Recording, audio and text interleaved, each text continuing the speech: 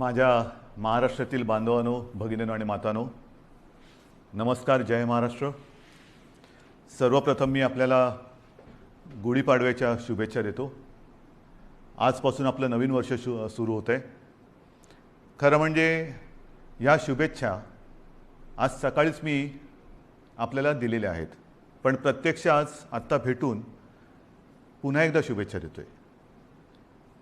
गेल्याही वर्षी आपण गुढीपाडव्याच्या शुभेच्छा दिल्या होत्या आणि त्या सुमारास साधारणतः एक आपण अशी आशा व्यक्त केली होती, एक प्रार्थना केली होती की पुढचा गुढीपाडवा जो आहे म्हणजे आजचा, हा कोविड मुक्त वर्षाची सुरुवात करणारा असू दे. मधल्या काळामध्ये तशी परिस्थिती नक्की आपण निर्माण केली होती. त्याचं श्रेय मी आपल्या शासकीय यंत्रणा म्हणजे मग डॉक्टर्स, आरोग्य कर्मचारी, पोलीस वगैरे, महसूल यांच्या बरोबरीने आपल्याला सुद्धा त्याचं श्रेय देतोय. साधारणतः डिसेंबर, जानेवारी, फेब्रुवारीपर्यंत आपण कोविडवरती चांगलं नियंत्रण मिळवलं होतं. मग गेल्या वर्षीचा गुढीपाडवा म्हणजे साधारणतः हाच काळ आणि या वर्षीचा याच्यामध्ये नक्की फरक काय झालेला आहे? फरक खूप झालेला आहे. मधल्या काळात जे आपल्याला वाटत होतं की हे युद्ध आपण जिंकत आलेलो आहोत, त्या युद्धाला पुन्हा एकदा सुरुवात झालेली आहे. आणि ही सुरुवात अशी तशी नाही आहे, तर फार भयानक पद्धतीने ही रुग्णवाढ झालेली आहे.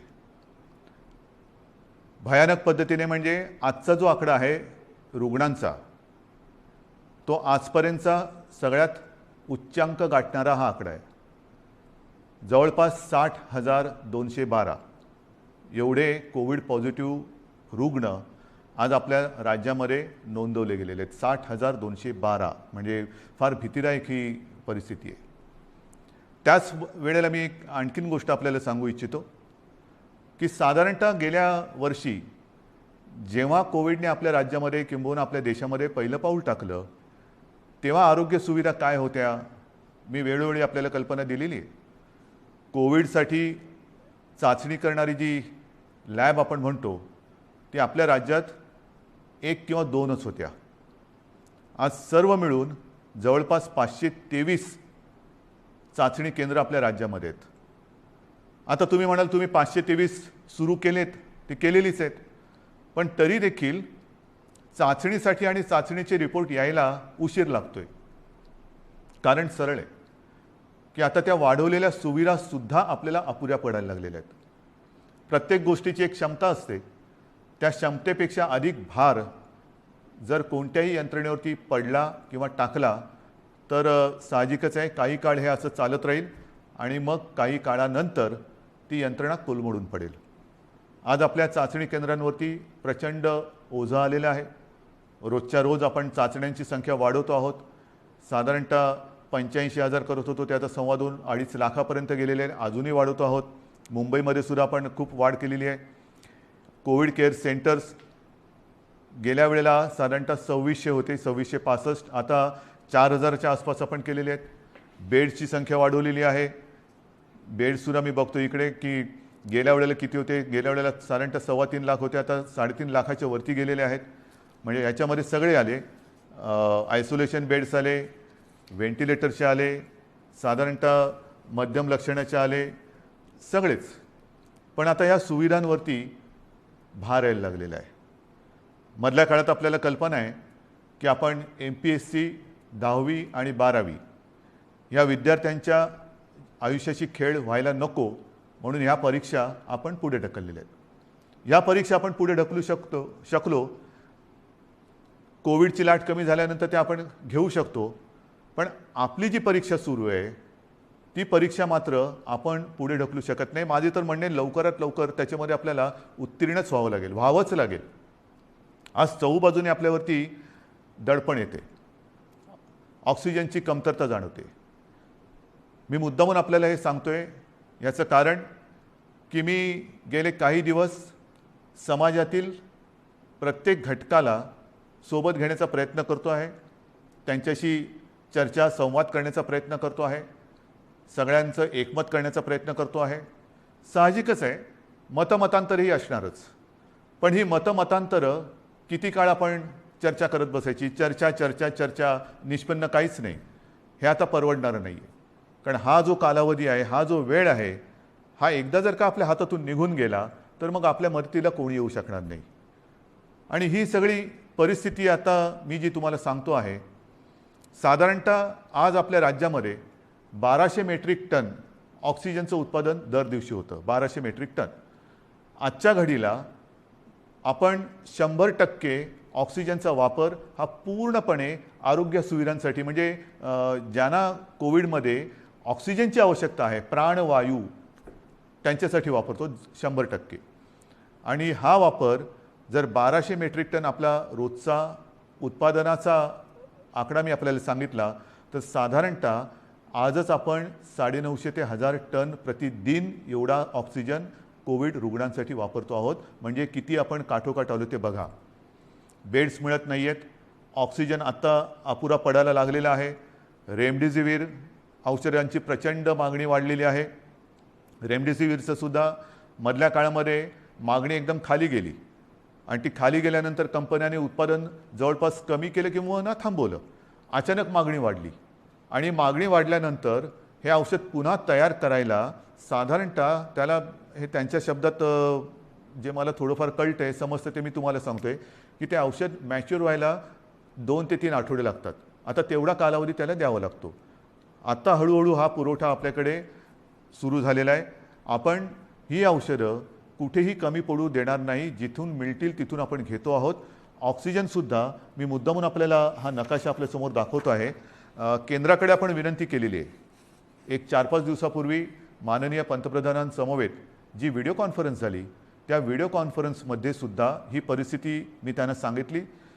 साहजिकच आहे, पंतप्रधान आहेत, त्याच्यामुळे मी काही वेगळं सांगण्याची आवश्यकता नाही. रोजच्या रोज त्यांच्याकडे हा अहवाल जातो आहे. रुग्णसंख्या किती आहे, एकही रुग्णसंख्या किंवा मृत्यू आपण लपवत नाही आहोत, हे तर तुम्हाला पहिल्यापासून माहिती आहे. पारदर्शकपणाने सगळ्या गोष्टीला तोंड देतो आहोत, धाडसाने तोंड देतो आहोत, हे महत्त्वाचं आहे. काही लपवत नाही आहे. आणि म्हणून मी त्यांना विनंती केली की पंतप्रधान महोदय, की आम्हाला आत्ताची जी काय परिस्थिती आहे ती पाहिल्यानंतर येत्या काही काळामध्ये ऑक्सिजनची आवश्यकता लागणार आहे. आमच्या इथे जे कारखाने आहेत किंवा जे उद्योग आहेत त्यांना मी विनंती केलेली आहे, त्यांनी तसं कबूल केलेलं आहे. त्यांच्या क्षमतेप्रमाणे ते आपल्याला ऑक्सिजन द्यायला त्यांनी सुरुवातही केलेली आहे. पण तरी देखील आपल्याला अधिकचा जो ऑक्सिजन लागणार आहे तो आम्हाला इतर राज्यातून आणण्यासाठी परवानगी द्या आणि ती वाहतूक सोयीस्कर होईल याच्यासाठी सुद्धा मदत करा. आता हे त्यांना सांगितल्यानंतर साधारणतः हा नकाशा बघा. ह्या नकाशामध्ये कुठून कुठून ऑक्सिजन आणण्यासाठी आपल्याला त्यांनी परवानगी दिलेले ते आपल्याला कळेल. विशेषतः ही जी राज्य आहेत ईशान्येकडची, ही किती हजार किलोमीटरवरती आहेत, किती शेकडो किलोमीटरवरती. म्हणजे इतर राज्यातून जर का ऑक्सिजन आणायचं झाला तर त्यालाही यायला किती वेळ लागणार आहे हे सुद्धा आपल्याला माहिती असणं गरजेचं आहे. म्हणजे हा एकदम शेवटचा जो आहे पश्चिम बंगालमधला आहे, तो 1300 किलोमीटरवरती. म्हणजे असे खूप काही शेकड्यापासून, म्हणजे काही आपल्या राज्यात आहेत, परंतु इतर राज्यांमध्ये सुद्धा जे कारखाने किंवा ऑक्सिजन उत्पादक आहेत त्यांच्याकडनं आपल्याकडे ऑक्सिजन यायला रस्त्याने आणि रोजचा किती येणार, किती आणणार, सुरळीत पुरवठा आपल्याला पाहिजे. आणि त्याच्यासाठी मी माननीय पंतप्रधानांना काही विनंत्या करतो आहे. त्या बाकीच्या तर मी आपल्याकडे सांगतोच, पण एक विनंती मी त्यांना करतो आहे, ज्याच्याबद्दल मी अधिकृत पत्र पण लिहितो आहे, की ही रस्त्याने आता ऑक्सिजन आणेपर्यंत आमच्याकडे फार विचित्र परिस्थिती निर्माण झालेली आहे. मला कल्पना नाही असं करता येणं शक्य आहे का. असेल तर आपल्याला लष्करी तज्ज्ञांची मदत घेऊन जर हवाई वाहतुकीने आमच्याकडे ऑक्सिजन आणू शकलो आपण आणि आणू शकत असू तर कृपा करून आम्हाला नुसती परवानगी नाही तर एअरफोर्सला सांगून आम्हाला मदत करायचे तसे आदेश द्या. एवढी निकड आता आपल्याला ऑक्सिजनची लागलेली आहे. कारण तुम्हाला मी हा नकाशा दाखवला. आपल्याकडनं टँकर जाणार, तिकडनं ते भरणार, त्याच्याकडनं ते आपल्याकडे येणार. कदाचित तिथे जरी टँकर्स मिळाले तरी तिथे ते टँकर भरले जाणार आणि आपल्याकडे येणार. पुन्हा इकडे आणून एका वेळेला किती आणणार, आणखीन ऑक्सिजन लागणार.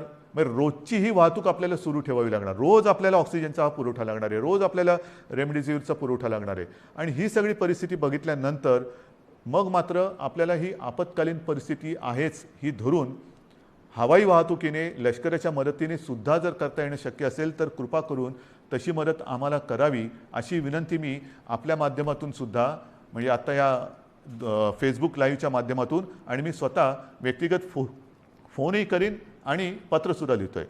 तर ही एक मागणी आहे. तसंच आणखीन एक दोन मागण्या ज्या मला काही वर्गाने केलेल्या आहेत त्यासुद्धा मी वाचूनच दाखवतो की साधारणतः मार्च महिन्यामध्ये GSTचा परतावा दाखल करण्याची मुदत असते. ती मुदत लघु आणि मध्यम उद्योजकांसाठी आणखीन 3 महिन्यांनी वाढवावी अशी मी विनंती माननीय पंतप्रधानांना करतोय की आता हे सगळे संकटातच आहोत आपण. हे संकट ही आपत्ती आहे. या आपत्तीमध्ये आपणच यांना सांभाळून घ्यायला पाहिजे. कारण इतर वेळेला अर्थचक्र चालवणारी हीच लोक आहेत. धंदे राहिले पाहिजेत, रोजीरोटी राहिली पाहिजे, नाहीतर मग जगायचं कशासाठी. तर त्यांना थोडासा एक आधार देण्यासाठी GSTचा जो एक परतावा आहे तो त्याला 3 महिन्यांनी तरी किमान मुदतवाढ द्यावी अशी मी माननीय पंतप्रधानांना विनंती करतो आहे. नंतर जसे आपण बघत असतो की भूकंप होतो, काही वेळेला अतिवृष्टी होते, पूर येतो, मग ती नैसर्गिक आपत्ती आपण जाहीर करतो. नैसर्गिक आपत्ती जाहीर केल्यानंतर मग त्याच्यामधले जे काही निकष असतात त्या निकषच्या अनुषंगाने आपण वैयक्तिक मदत ही करत असतो.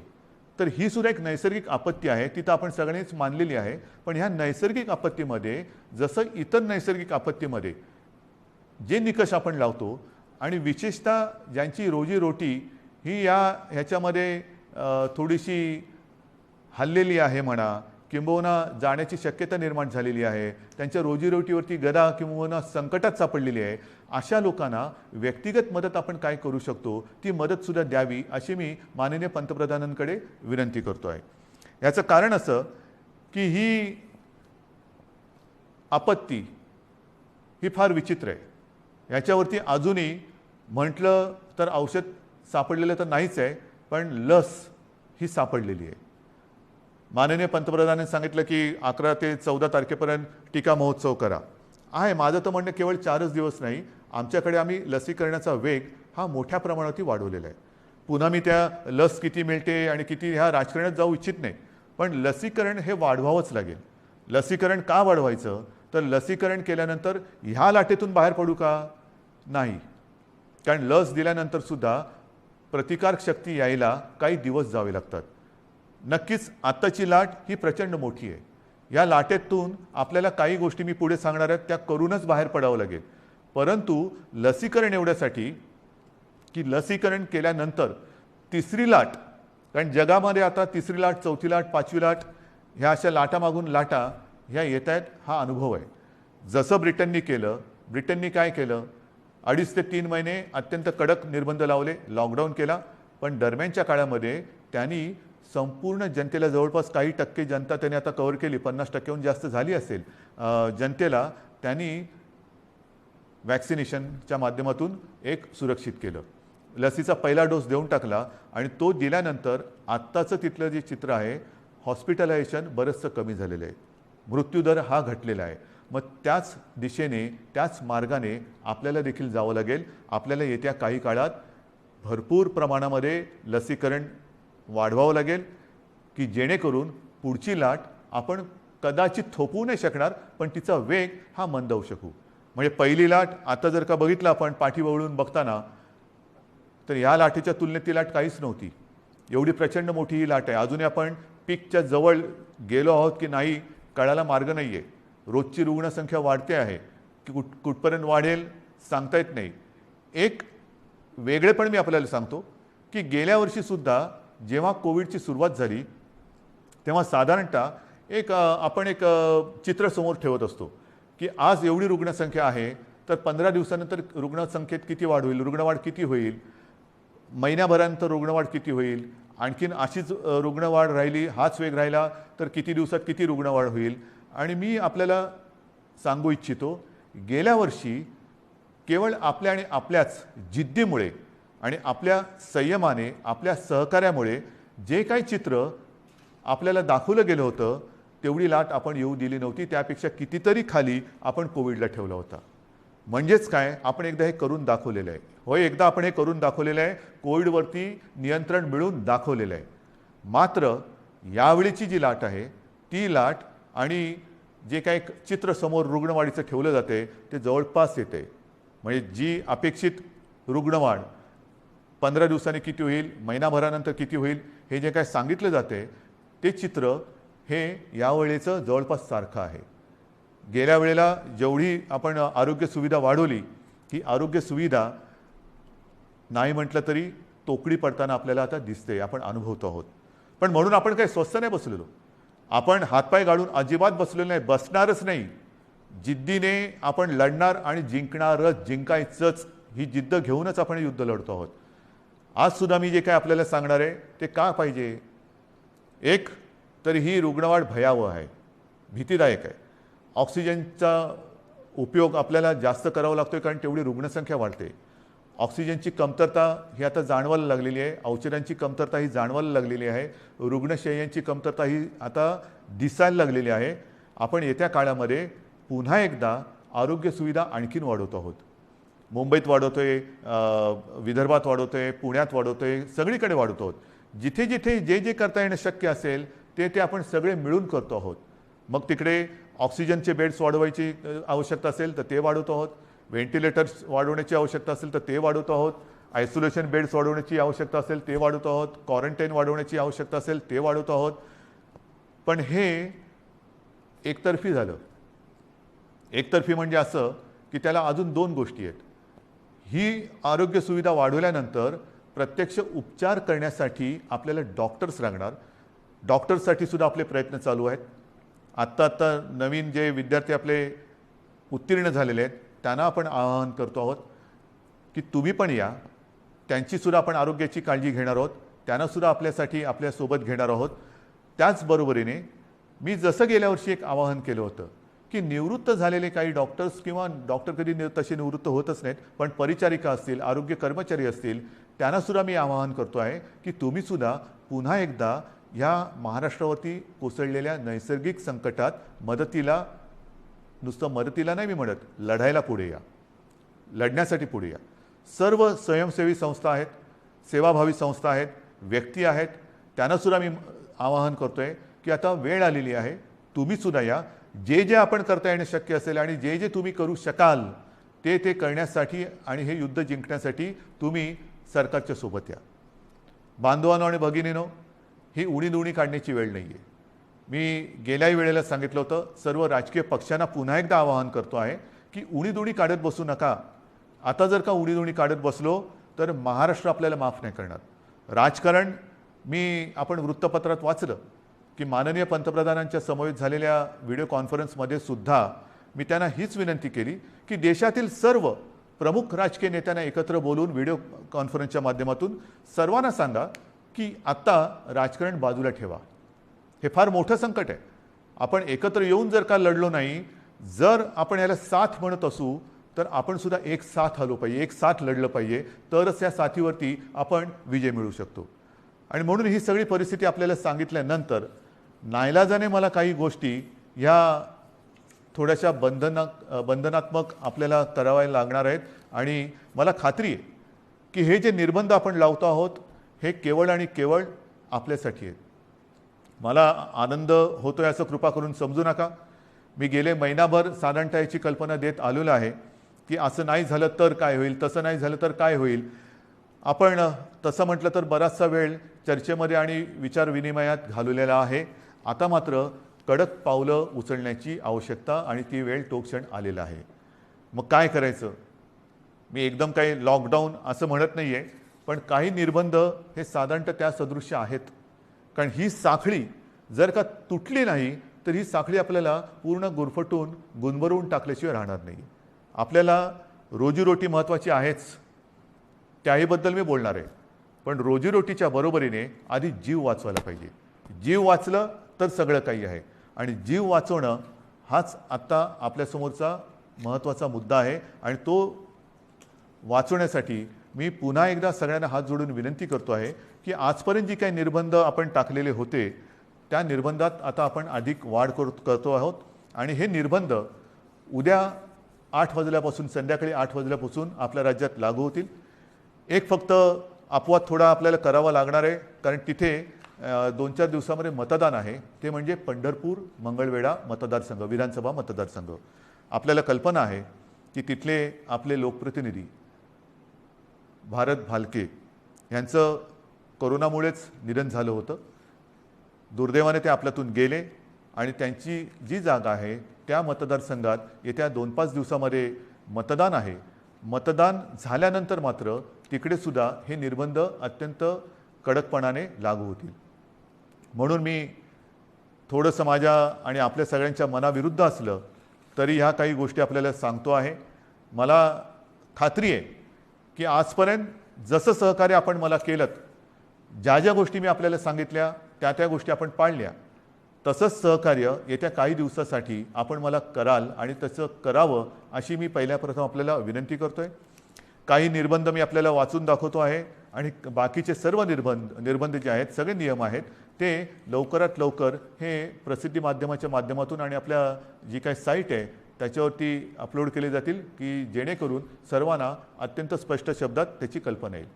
जे निर्बंध आहेत ते असे आहेत की उद्या संध्याकाळपासून आपण ब्रेक द चेन म्हणजे ही शृंखला तोडायची, आपल्याला तोडावीच लागेल आणि ती तोडण्यासाठी आपण राज्यात 144 कलम लागू करतो आहोत. म्हणजेच आजपर्यंत ही दिवसा जमावबंदी आणि रात्री संचारबंदी असं होतं, कधी रात्री जमावबंदी करत होतो. आता मात्र आपल्याला पुढचे किमान 15 दिवस राज्यामध्ये संचारबंदी लागू करावी लागत आहे. अनावश्यक येणं जाणं हे आपल्याला आता पूर्ण बंद, मी टाळणं म्हणत होतो, आता ते पूर्ण बंद करावं लागणार आहे. कोणत्याही व्यक्तीला अतिआवश्यक काम किंवा योग्य कारण नसेल तर घराबाहेर आपण आता पडू द्यायचं नाही आहे. मी तर विनंती करतोय की हे मी नियम सांगतोय, पण मला आपल्याकडनं उलटं पाहिजे की जसं एक शब्द आहे जनता कर्फ्यू, जनता ठरवते की नाही आम्हीच आता हे करणार किंवा हे करणार नाही, तसं तुम्ही ठरवायचं आहे की नाही ना आता तसं अनावश्यक काही काम आणि आहे ना बाहेर संकट, तर मग मीच कारण नसताना घराबाहेर पडणार नाही. मी आता कोरोनाला मदत करणार नाही, मी सरकारला मदत करणार, मी माझ्या नागरिकांना मदत करणार. आपल्याला आता प्रत्येकाने ठरवायला पाहिजे की कोणाला मदत करायची, कोरोनाला मदत करायची की कोरोना विरुद्ध लढणाऱ्या सरकारला आणि माझ्या माता भगिनींना आणि बांधवांना मदत करायची. हा निर्णय आता ज्यांनी त्यांनी घ्यायचा आहे की कोरोनाला मदत करणारे कोण आहेत आणि कोरोना विरुद्ध लढणारे कोण आहेत, कोरोना दूत कोण आहेत आणि कोविड योद्धे कोण आहेत, हे आता आपल्याला आता कळणार आहे. आणि म्हणून मला असं वाटतं की काही गोष्टी ज्या आहेत त्याच्यात आवश्यक कॅटेगरी सेवा व उपक्रम वगळून सर्व आस्थापना, सार्वजनिक ठिकाणे, इतर सेवा बंद राहतील. सकाळी 7 ते रात्री 8 ह्या काळामध्ये आपण अत्यावश्यक सेवा ज्या आहेत त्या चालू ठेवणार आहोत. एक गोष्ट मी मुद्दामून सांगतोय की आपण सार्वजनिक वाहतूक व्यवस्था बंद करत नाही आहोत, म्हणजे लोकल्स बंद करत नाही आहोत, बस सेवा बंद करत नाही आहोत. मात्र त्या केवळ आणि केवळ अतिआवश्यक कामासाठीच वापरल्या जातील आणि त्यातून त्या चालू का ठेवतोय तर जीवनावश्यक सेवा सुविधा देणारा जो कर्मचारी वर्ग आहे त्याचं येणं जाणं, कारण त्या जर का बंद पडल्या म्हणजे पाणी आहे, आपले सफाई कामगार आहेत, त्यांना कुठेही तसं आपण सांगू शकत नाही वर्क फ्रॉम होम, घरी राहा आणि शहर स्वच्छ करा, घरी राहा आणि शहराचा पाणी पुरवठा सुरळीत ठेवा. नाही, त्यांना संकट असो वा नसो आपल्यासाठी, आपल्याला सेवा सुविधा देण्यासाठी रोज कामावर यावंच लागणार आहे. आणि म्हणून त्यांची ये जा ही सुलभतेने व्हावी म्हणून आपण पब्लिक ट्रान्सपोर्ट हे चालू ठेवतो आहोत.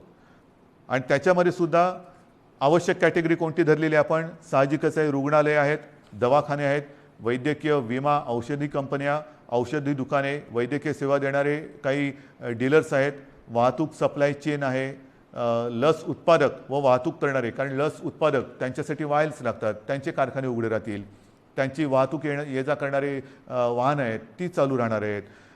मास्क, जंतुनाशक उत्पादक, वितरक, वैद्यकीय कच्चा माल सगळे. त्याचप्रमाणे जनावरांशी जे संबंधित आहेत म्हणजे आपले कृषीची जनावरं आली, शहरामध्ये आपले ज्याला आपण पाळीव प्राणी म्हणतो त्यांच्या संबंधितली दुकानं, त्यांची दवाखाने हे उघडे राहतील. शीतगृहे, वेअरहाऊसिंग, हवाई वाहतूक, रेल्वे, बस, ऑटो, विविध देशांची राजनैतिक कार्यालय. नंतर तोंडावरती पुन्हा पावसाळा आलेला आहे. एप्रिल तर अर्धा गेला, येत्या 1.5 महिन्यामध्ये पाऊस येणार. पावसाळ्याची जी काही कामं आहेत ती पावसाळी पूर्वच करावी लागतात. तर ती पावसाळ्यासाठीची पावसाळीपूर्वीची जी कामं आहेत ती सगळी चालू राहतील. त्याच्यानंतर बँक्स, रिझर्व्ह बँक इंडिया आणि त्यांच्याशी संबंधित सगळे सेबीने मान्यता दिलेली कार्यालय आहे, दूरसंचार सेवा व त्यांच्याशी संबंधित देखभाल व दुरुस्ती करणारे ह्या सगळ्या गोष्टी, ई कॉमर्स असेल, ह्या सगळ्या आहेत. त्याच्यानंतर अधिस्वीकृतीधारक पत्रकार, त्यांनासुद्धा आपण यातनं त्यांना मुभा दिलेली आहे जाण्या येण्याची. पेट्रोल पंप चालू राहतील, पेट्रोलियम उत्पादन आहेत, कार्गो सेवा, डेटा सेंटर्स, IT सेवा, शासकीय व खाजगी सुरक्षा मंडळं, ह्या सगळ्या गोष्टी ह्या आपण चालू ठेवतो. हे आहेत, बऱ्याच गोष्टी आहेत. त्याची संपूर्ण मी आता वाचत नाही आहे, पण ह्या गोष्टी ह्या प्रसिद्धी माध्यमाच्या माध्यमातून आपल्याकडे येतील, त्याबरोबर आता अपलोड पण केल्या जातील. तेवढ्या आणि तेवढ्याच चालू राहतील. बाकीची कृपा करून मी आपल्याला विनंती करतो आहे की ह्या सेवा किंवा इतर काही आपली वाहतूक आहे ती बंद राहणार आहे. बांधकामामध्ये सुद्धा आणि इतर जे काही उद्योग आहेत त्यांनासुद्धा मी सांगतोय की तुम्हीसुद्धा जिथे जिथे तुमच्या साईट्स आहेत, एक तर त्या साईटवरती तुमच्याकडे सुविधा असेल तर तुमच्या कर्मचाऱ्यांची सोय तिथल्या तिथे करा. त्यांना उगाचच तिथून त्यांच्या घरी, त्यांच्या घरातून तिथे, म्हणजे कोविडची ये जा जशी व्हावी तशी त्यांची ये जा होऊ देऊ नका. त्यांच्या माध्यमातून कुठे कोविड पसरू देऊ नका. त्यांच्या आरोग्याची खबरदारी घ्या. जर का करायची तुमच्या कॅम्पसमध्ये सुविधा नसेल, पण काही उद्योग असे आहेत की त्यांनी त्यांच्या कर्मचाऱ्यांची एक वसाहतच वसवलेली आहे, ठीक आहे, तो कारखान्यात येईल, तिथून त्याच्या वसाहतीत जाईल, तिथून पुन्हा इकडे. एवढ्यापुरतं वाहतुकीची व्यवस्था तुम्ही करू शकत असाल तर तुमचा उद्योग चालू ठेवायला काही हरकत नाही आहे. आपल्याला अनावश्यक सगळ्या गोष्टी, सगळी ये जा ही थांबवायची आहे. म्हणून कृपा करून अनावश्यक गोष्टी ज्या आहेत त्या टाळायला पाहिजे. आता हॉटेल्स, रेस्टॉरंट यांनासुद्धा आपण त्यांच्यावरती पूर्वीप्रमाणेच निर्बंध असतील आणि टेक अवे व होम डिलिव्हरी एवढंच करता येईल. कर्मचाऱ्यांना लसीकरण आता हे बंधनकारक आहे. रस्त्यावरच्या खाद्य विक्रेत्यांना सुद्धा त्यांना आपण का परवानगी देतोय की अनेक गोरगरीब असे आहेत की ज्यांच्याकडे एकेका खोलीत ते 5-5, 7-7, 8-8 लोक राहतात. एका खोलीत एवढे लोक राहतात, त्यांच्याकडे स्वयंपाकघराची सोय नाही, मग बाहेर त्यांना खावं लागतं. आणि मग ते खाणार कुठे? जर रेस्टॉरंट्स आणि इतर ज्या काही गोष्टी आहेत त्यांना आपण टेकअवे घरी पार्सल नेण्यासाठी परवानगी देत असू, तर रस्त्यावरच्या खाद्य विक्रेत्यांना सुद्धा सकाळी 7 ते रात्री 8 ह्या वेळेमध्ये तिथल्या तिथे नाही, त्यांनी सुद्धा ते पॅक करून जो कोणी गोरगरीब येईल त्याला ते देण्याची व्यवस्था करावी. आपल्याला गर्दी टाळायची आणि अनावश्यक वाहतूक तर नाहीच पाहिजे. ह्याच्यामध्ये आवश्यक सेवेसाठी लागणारे उत्पादन करणारे उद्योग हे पूर्ण क्षमतेने चालू ठेवण्यात येतील आणि या उत्पादनांची निर्यात करणारे उद्योगसुद्धा चालू ठेवण्यात येतील. आपल्याला ह्या सगळ्या गोष्टींची मी कल्पना देतो आहे. आता हे झाल्यानंतर काही गोष्टी अशा आहेत की बाबा हे सगळं तुम्ही निर्बंध सांगितले, मग आमच्यासाठी तुम्ही काय करणार? रोजीरोटीचं काय? मी मगाशी आपल्याशी बोलताना बोललो की माननीय पंतप्रधानांना आपण सांगतो की नैसर्गिक आपत्तीत व्यक्तिगत लाभ जसे आपण देऊ शकतो त्या अनुषंगाने काही लाभ ह्या नैसर्गिक आपत्तीत द्यावे अशी माझी विनंती आहे. मात्र राज्य सरकार म्हणून अन्न सुरक्षा जी आपली योजना आहे त्या योजनेअंतर्गत जे सगळे लाभार्थी आहेत, ह्या लाभार्थ्यांना प्रति व्यक्ती 3 किलो गहू आणि 2 किलो तांदूळ याप्रमाणे 1 महिना आपण आता मोफत धान्य देणार आहोत पुढच्या 1 महिन्यासाठी. म्हणजे कुठेही आपण त्यांची कदाचित रोजी ही मंदावली असेल पण रोटी थांबू देत नाही आहोत. त्यांच्यासाठी अन्नधान्याची व्यवस्था आपण करतो आहोत आणि याच्यामध्ये नोंद केलेले जे आपल्याकडे लाभार्थी आहेत त्यांची संख्या साधारणतः 7 कोटी आहेत. म्हणजे 7 कोटी जे आपले नागरिक आहेत ह्या वर्गात मोडणारे, त्यांना आपण पुढच्या महिन्यामध्ये म्हणजे आजपासून जेव्हापासून ही बंधन उद्यापासून सुरू होतील 1 महिना प्रत्येकी 3 किलो गहू आणि 2 किलो तांदूळ याप्रमाणे 1 महिना मोफत आपण धान्य देणार आहोत. तसंच आपल्याला सर्वांना कल्पना आहे, सरकार आल्यानंतर आपण 10 रुपयात शिवभोजन थाळी ही गोरगरिबांसाठी सुरू करण्याची योजना जाहीर केली. ती जाहीर केली, योजना सुरू झाली आणि कोविड आला. मग काय करायचं? तर ही योजना कोविड आल्यानंतर आपण 10 रुपयाची जी एक शिवभोजन थाळी होती ती 5 रुपयावरती आणली आणि साधारणतः मी तोही आकडा सांगितलेला आहे. आतापर्यंत काही कोटी लोकांनी ह्या थाळीचा लाभ घेतलेला आहे. आता आपण ही शिवभोजन योजना जी आहे, ही जी थाळी आहे ती 10 रुपयाची थाळी आपण 5 रुपयात केली होती. आता पुढचा 1 महिना शिवभोजन आपण मोफत देणार आहोत. 2 लाख थाळ्या जवळपास आपण रोज देतो. ह्या 2 लाख थाळ्या म्हणजे हे शिवभोजन आपण हे मोफत देणार आहोत गोरगरिबांसाठी. म्हणजे सांगतात ना की तुम्ही लॉकडाऊन करताय पण रोजीरोटीचं काय, तर रोजी थोडीशी मंदावणार आहे. मी पुन्हा एकदा सांगतो, मला कल्पना आहे, पण रोटी कुठे आपण थांबू देत नाही. ही संपूर्ण व्यवस्था, हा सगळा जो काय मी भार नाही म्हणत, हे कर्तव्य जे आहे ते कर्तव्य आपलं सरकार हे समर्थपणाने सांभाळणारच. भार हा पडणार सरकारवरती, जसा तुमच्यावरती पडतोय तसा सरकारवरती पडतोय, पण सरकार हा आपल्या सगळ्यांच्या आशीर्वादाने भार सोसणार आणि सोसायला ते समर्थ आहे. त्याचप्रमाणे आणखीन काही योजना आहेत. मी आता हे वाचतो. संजय गांधी निराधार योजना श्रावणबाळ आणि केंद्र पुरस्कृत इंदिरा गांधी राष्ट्रीय वृद्धापकाळ निवृत्ती वेतन योजना, इंदिरा गांधी राष्ट्रीय विधवा निवृत्ती वेतन, इंदिरा गांधी राष्ट्रीय दिव्यांग निवृत्ती वेतन योजना, या 5 योजनेतील लाभार्थ्यांना 2 महिन्यांकरता प्रत्येकी 1000 रुपये आर्थिक सहाय्य आपण आगाऊ देतो आहोत. म्हणजे आधी देतो आहोत, नंतर नाही, आत्ता आधी देतो आहोत. आणि ह्याचे साधारणतः लाभार्थी हे किमान 35 लाख आहेत. म्हणजे वरती मी जसं सांगितलं तुम्हाला की दारिद्र्य रेषेखालील कुटुंब आहेत, काही निराधार महिला आहेत, वयोवृद्ध आहेत, दिव्यांग आहेत, असंघटित क्षेत्रातील नागरिक आहेत, कामगार आहेत, रिक्षाचालक आहेत, आदिवासी समाज, यांच्यासाठी आपण 3 किलो गहू आणि 2 किलो तांदूळ ही योजना जाहीर केली. शिवभोजन आपण पुढचा महिनाभर मोफत देतो आहे. त्याच्यानंतर आता ह्या योजना त्याच्यात जो 1000 रुपयांचा जो देणं असतं आपण ते आगाऊ देतो आहोत आणि त्याच्यात 35 लाख लोक आपण त्यांना एक नाही म्हटलं तरी आधार देतो आहोत.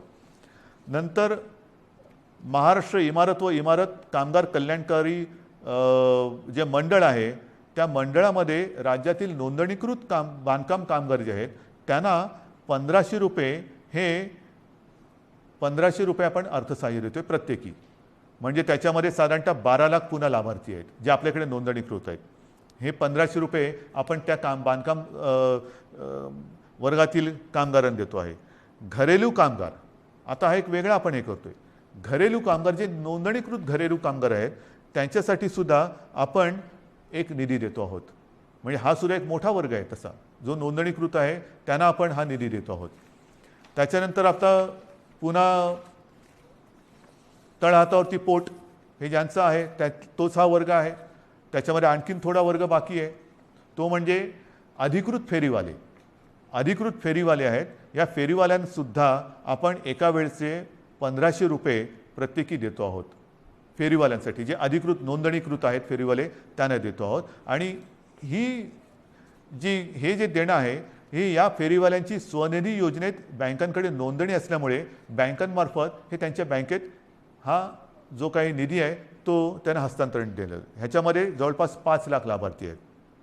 तसंच आपले रिक्षाचालक आहेत, कारण सगळंच बंद केल्यानंतर रिक्षाचालकांनी काय करायचं, तर ह्याच्यामध्ये सुद्धा जे परवानाधारक रिक्षाचालक आहेत त्या रिक्षाचालकांना सुद्धा एका वेळेचं आपण 1500 रुपये हे देतो आहोत. आता याच्यामध्ये सुद्धा साधारणतः 12 लाख लाभार्थी आहेत. म्हणजे तुम्ही बघत जा, 7 कोटी, 35 लाख, 12 लाख, 5 लाख, 15 लाख, आपण जे जे करता येणं शक्य असेल ते करतो आहोत. माझ्या आदिवासी समाजासाठी सुद्धा खावटी योजनेचा लाभ घेत असलेल्या आदिवासी कुटुंबांना प्रति कुटुंब आपण एका वेळेचं 2000 रुपये हे आर्थिक सहाय्य देतो आहे. ह्याच्यामध्ये सुद्धा आता लाभार्थी 12 लाख आहेत. म्हणजे आपण जेवढं करता येणं शक्य असेल तेवढं करतो आहोत. हे आत्ताच्या घडीला हे आपण जे पटकन करता येणं शक्य आहे ते करतो आहोत. त्याच्यानंतर आता ह्या टाळेबंदी हा शब्द वापरायचा न वापरायचा, पण ही जे काही निर्बंध आहेत त्या काळामध्ये आपल्याला कोविडवरची उपाययोजना जी आहे त्याच्यामध्ये इतर काही सुविधा वाढवायच्या आहेत. त्याच्यानंतर औषधं खरेदी आली, व्हेंटिलेटर्स खरेदी करणं आलं, सुविधा आली, सुविधांची उभारणी आली, त्याच्यासाठी काही पैसे लागतात. तर त्याच्यासाठी आपल्या जिल्हाधिकारी त्यांना काही पैसे आपल्याला त्यांच्याकडे देऊन ठेवावे लागतात की तुम्हाला आवश्यकतेनुसार, कारण पटकन आता रुग्ण आला आणि काही गरज लागली तर विचारत बसायचं नाही, जे जे करता येणं आवश्यक आहे ते तिकडे करायचं. आणि त्यांच्यासाठी सुद्धा आपण साधारणतः 3300 कोटी फक्त आणि फक्त कोविडसाठी म्हणून बाजूला काढून ठेवतो. म्हणजेच काय की आपण हा सगळा जर का एक आढावा घेतला तर ढोबळमानाने हे सगळं आपण करण्यासाठी जवळपास 5400 कोटी रुपये आपण हे विविध ज्याला आधार देतो म्हणतो, तुम्ही नुसती मदत नाही पण एक आधार देण्यासाठी आणि कोविड वाढू नये वाढलाच तर औषधोपचारासाठी सुविधांसाठी म्हणून आपण एवढा एक निधी बाजूला काढून ठेवतोय. आणि म्हणून मला असं वाटतं बांधवांनो आणि भगिनींनो, मी सगळी परिस्थिती आहे ही आपल्यासमोर ठेवलेली आहे. ऑक्सिजनची सुद्धा परिस्थिती आपल्याला सांगितलेली आहे, बिकट आहे. पुन्हा एकदा सांगतो, साधारणतः आपल्या राज्याची क्षमता ही 1200 मेट्रिक टन प्रतिदिनी उत्पादनाची आहे. आज जवळपास 950 मेट्रिक टनपर्यंतचा वापर ऑक्सिजनचा फक्त आणि फक्त कोविडग्रस्त रुग्णांना, ज्यांना ऑक्सिजनची आवश्यकता आहे, ज्यांचा श्वास घ्यायला त्यांना त्रास होतोय, ही कल्पनासुद्धा करणं अशक्य आहे, अवघड आहे की श्वास रोखला जातो म्हणजे काय होतंय, घुसमटणं म्हणजे काय आहे. त्यांचा श्वास मोकळा होण्यासाठी, त्यांचा श्वासोच्छ्वास परत नैसर्गिक होण्यासाठी म्हणून हा आपण ऑक्सिजन वापरतो आहोत. पण ह्याच संख्येने जर रुग्णवाढ होत राहिली तर हाताशी राहिलेला ऑक्सिजन हा येत्या काही दिवसात संपल्याशिवाय राहणार नाही. आजसुद्धा रोजची आपली रेमडेसिवीरची जी गरज आहे, किती वापर होतोय, सगळीकडनं मागणी होते, रेमडेसिवीर पाहिजे. आपल्याला कल्पना आहे आपल्या राज्यात आजच्या दिवशी साधारणतः किती रेमडेसिवीर इंजेक्शन वापरले जातात? साधारणतः 40 ते 50 हजार, म्हणजे 40 ते 50 हजार सरासरी रोजची आजची आपली रेमडेसिवीर इंजेक्शनची ही मागणी आहे, गरज आहे. आता तुम्ही विचार करा, आजच्या घडीला रेमडेसिवीर थोडंसं कमी पडते, त्याची आपण हे करतोय, सोय केलेली आहे, येत्या काही दिवसात ते नियमित होईल. पण जर काही रुग्णसंख्या, रुग्णवाढ अशीच राहिली, याच पटीत वाढत राहिली तर येत्या काही दिवसामध्ये रेमडेसिवीरची आवश्यकता ही दुप्पट होणार आहे. म्हणजे जिकडे 50,000 असेल तिकडे 1,00,000 होणार आहे. 1,00,000 म्हणजे अजून एवढीच रेमडेसिवीरची आवश्यकता आपल्याला आहे. हे सगळं मी अत्यंत प्रामाणिकपणाने आपल्यासमोर ठेवलेलं आहे. त्याच्यामध्ये कुठेही लपवाछपवी नाही, कुठेही अपारदर्शकता नाही. ही बंधनं केवळ आणि केवळ एक नाईलाज म्हणून आपल्याला आता ही स्वीकारावी लागत आहेत. याचं कारण की जगभराचा जो अनुभव आहे, आरोग्य सुविधा वाढवणं, लसीकरण वाढवणं, मात्र त्याच वेळेला ती वाढवण्यासाठी थोडीशी एक मध्ये आपल्याला संधी लागते. ती संधी आणि ही साखळी तोडण्यासाठी आपल्याला हे निर्बंध स्वीकारावे लागत आहेत. हे पूर्ण जगाने आता स्वीकारलेलं सत्य आहे. आणि म्हणून माझी आपल्याला हात जोडून विनंती आहे की ही बंधनं ही एकतर्फी टाकलेली नाही आहेत. ही बंधनं टाकण्यामागे जो उद्देश आहे तो केवळ आणि केवळ प्राण वाचवणे हाच एक उद्देश आहे. आनंददायी ही परिस्थिती नाही आहे, घाबरण्यासारखं सुद्धा तसं नाही आहे, कारण आपण समर्थपणाने ह्याचा मुकाबला करतो आहोत. आजपर्यंत जे सहकार्य आपण मला केलं, जसं मला आपल्या कुटुंबातील एक आपण मानता, त्याच तळमळीने आणि त्याच प्रेमाने आणि त्याच आपुलकीने माझ्यावरती मी पुन्हा सांगतो, टीका करणारे किती करत असले तर त्या टीकेची पर्वा न करता आपल्याशी जी माझी बांधिलकी आहे त्या बांधिलकीला स्मरून आणि तिला जागून मी केवळ आणि केवळ माझ्या राज्याच्या, माझ्या माता भगिनींच्या, माझ्या बांधवांच्या हितासाठी ही निर्बंध आपल्यावरती थोडीशी लादत आहे. कृपा करा, न चिडता, न रागावता, समजून घेऊन सहकार्य करा आणि ही लढाई जिंकायला नुसती मदत नाही तर मी पुन्हा एकदा सांगतो की आपण सगळे सैनिक म्हणून सोबत या आणि ही लढाई जिंकायचीच या जिद्दीने पुन्हा एकदा कंबर कसून कोविड भगाव ह्या पद्धतीने आपल्याला आता हे करावं लागेल. आजपर्यंत जसं सहकार्य केलं तसंच सहकार्य यापुढेही अपेक्षित आहे. सर्वांना धन्यवाद देतो. जय हिंद, जय महाराष्ट्र.